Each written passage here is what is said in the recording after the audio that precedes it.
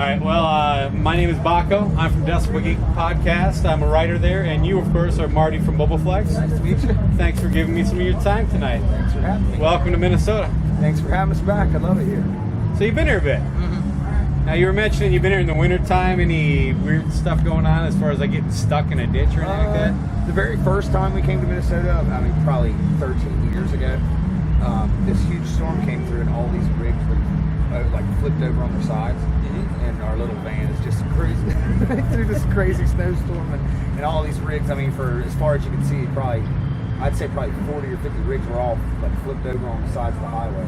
Oh, okay. That was my first Minnesota experience. I was like, oh, it gets pretty cold here.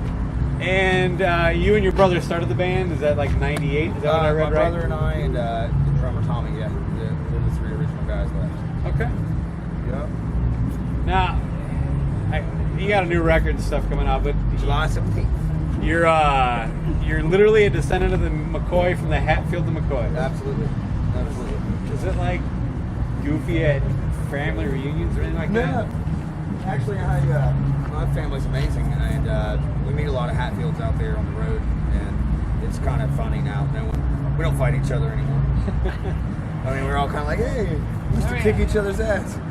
I'm not even sure when I first heard about it, but as a kid, you know, the whole Hatfield McCoy, I didn't You heard realize. about it? Oh, sorry, buddy. I didn't. No, you're good. You heard about it in school. Well, but I don't even know if I realized it was true until I was an adult. Yeah. You know, it was almost like one of those things you just see, yo, the Hatfields and McCoys. Right. And everybody's. I mean, it's got us so many interviews with people that wouldn't normally interview us. Are like, oh, when Kevin Costner did the movie and it had the resurgence and everything, we had a lot of interviews come through. Oh, these are actually real McCoys. So it worked out pretty good for us. Nice. Yeah. Yeah. My opinion was that like you must have gone this direction musically because it's pretty much the polar opposite of Juliana Hatfield. Pretty much, yeah. Fuck her, right? Being from, well, I wouldn't say that. Just being from West Virginia, it was like a lot of country was everywhere, and it's kind of, you got to play country, you got to play country. So this was our rebelling against the surroundings. It's like, we're gonna play rock and roll. So now are you from that West Virginia, Kentucky area? Yes. Yeah. Still? I live in Columbus, Ohio now, but yeah, grew up in West Virginia. Love it there. It's an amazing place. Turned his back on West Virginia. That's the other McCoy, huh? Yes, it is. That's the one that starts all the fights with the Hatfield. You always need someone to start a fight. Right. If nobody starts a fight, there's no fight. No.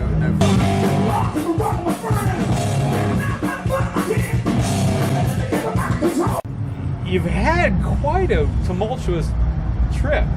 You could say that, yeah. Your first record label went out of business, and they actually ended up owning the name for a bit. TDT Records, yeah, they were like Little John, Yin Yang Twins. They had Seven Dust. They put out the very first 9 Inch Nails. Yeah, I was gonna say 9 Inch Nails. Yeah, they were a cool record label. They believed in us, and we were really cool. And they had a bunch of great people that worked over there, and just out of nowhere, boom, up and bankrupt.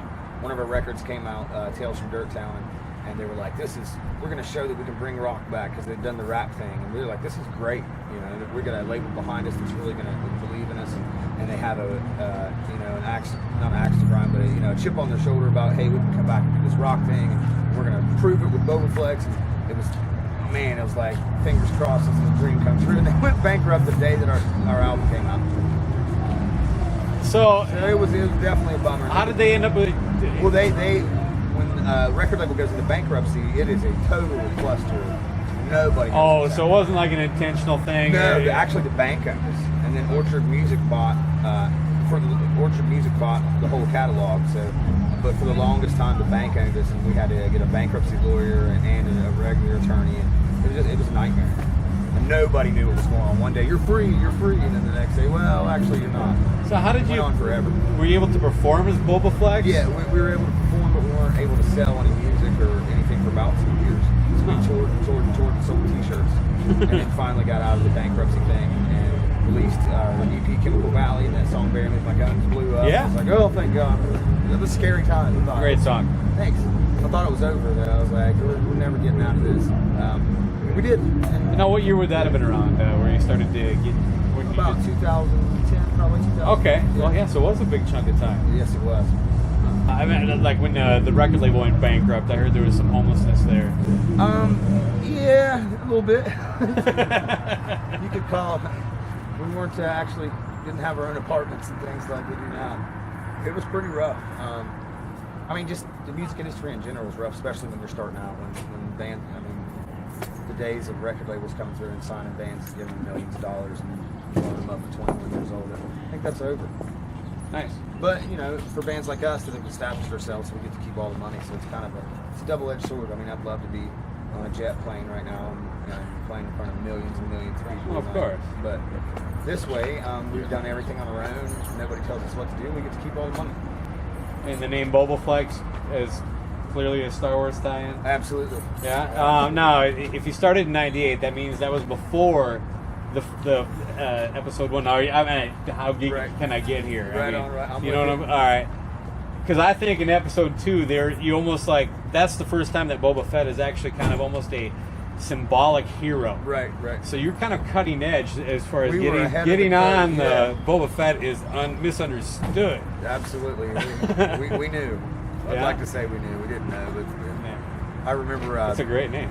Well, because of Bobaflex, people think they know who. If they've never heard of us, like, I think I've heard of you guys. So it's kind of works out. Yeah, I think because the fame of the exercise machine, no matter where we go, they're like, I think I've heard your name before. Well, how kick-ass is the new record? Awesome, I love it. It's the best record we've ever done.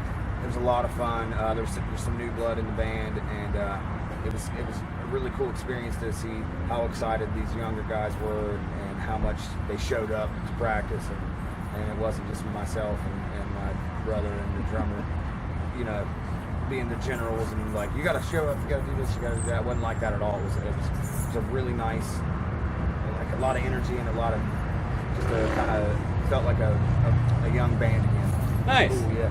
Bring those young guys in and make you feel young. And it comes out July 17th. July 17th. Yeah, you can pre-order it right now on iTunes, and if you pre-order it, you get 3 tracks off the record right now. Nice. Yeah. So wave to the Pre-order it now.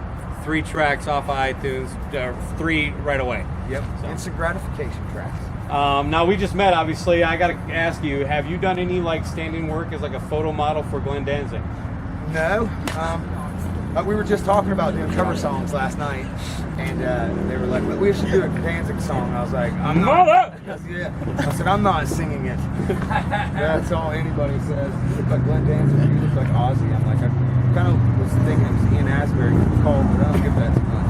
All right. One last thing. We don't need this for the video so much, but if you'd be willing to humor me, Yes. could we do a thing that I will, from this point on, call Boba Flexing? We'll pose like this. Absolutely. All right, honey, if you could That's please take a picture. I ain't using that.